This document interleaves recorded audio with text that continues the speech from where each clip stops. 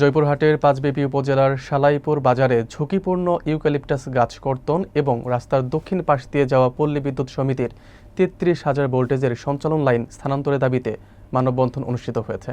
বিস্তারিত থাকছে আব্দুল কাইয়ুমের তথ্যচিত্রে। রোববার বিকেলে পাঁচবিবি কামদিয়া সড়কের সালাইপুর বাজারে স্থানীয় এলাকাবাসী ব্যানারে এই মানববন্ধন অনুষ্ঠিত হয়। মানববন্ধনে বক্তব্য রাখেন সালাইপুর স্কুল অ্যান্ড কলেজের অধ্যক্ষ এবং কুসুম্বা ইউনিয়নের সাবেক চেয়ারম্যান আব্দুল গফর মণ্ডল, সহকারী শিক্ষক গোপাল চন্দ্র মণ্ডল, ব্যবসায়ী আবুল কালাম আজাদ, হাফিজুর রহমান, আবু রাইহান ও মুদি ব্যবসায়ী জবা প্রমুখ। বক্তারা বলেন, বাজারের আশেপাশে থাকা ইউক্যালিপটাস ও এন্ট্রি গাছগুলো যে কোনো সময় উপড়ে গিয়ে প্রাণহানি ঝুঁকি তৈরি করতে পারে। এই গাছগুলো দ্রুত অপসারণের জন্য সংশ্লিষ্ট কর্তৃপক্ষের জরুরি হস্তক্ষেপ কামনা করেন তারা।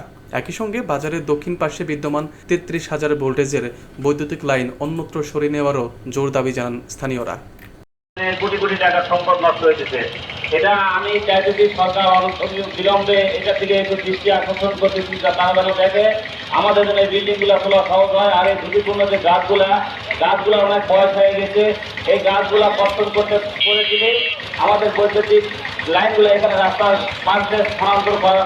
এই জন্য আমরা দৃষ্টি আকর্ষণ করতেছি জেলা পরিষদ এরকমভাবে ডিসি সাহেবের কাছেও এবং সবার কাছে আমরা স্মারকলিপি রিকোয়েস্ট করতেছি যেন আমাদের এই গাছগুলো কর্তন করার ব্যবস্থা করে দেন। ইতিপূর্বে কয়েকটা দুর্ঘটনা ঘটেছে, প্রশাসন কোনো নজর দেয় নাই, সাংবাদিকতা করে সেভাবে উঠে ধরা নেয়।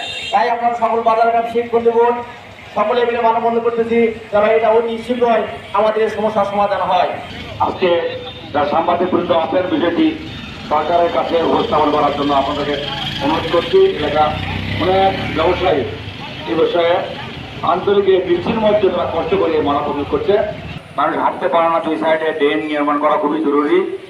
এটাও আমি দৃষ্টান্ত করছি যে এখানে সরকারকে আমি আহ্বান জানাবো যে ইউনিয়নপুরে যে বরাদ্দ এই বাজারের টাকা, সেই টাকা দিয়ে প্রকল্প নিয়ে দুই সাইডে ড্রেন করার জন্য আমি অনুরোধ জানাচ্ছি।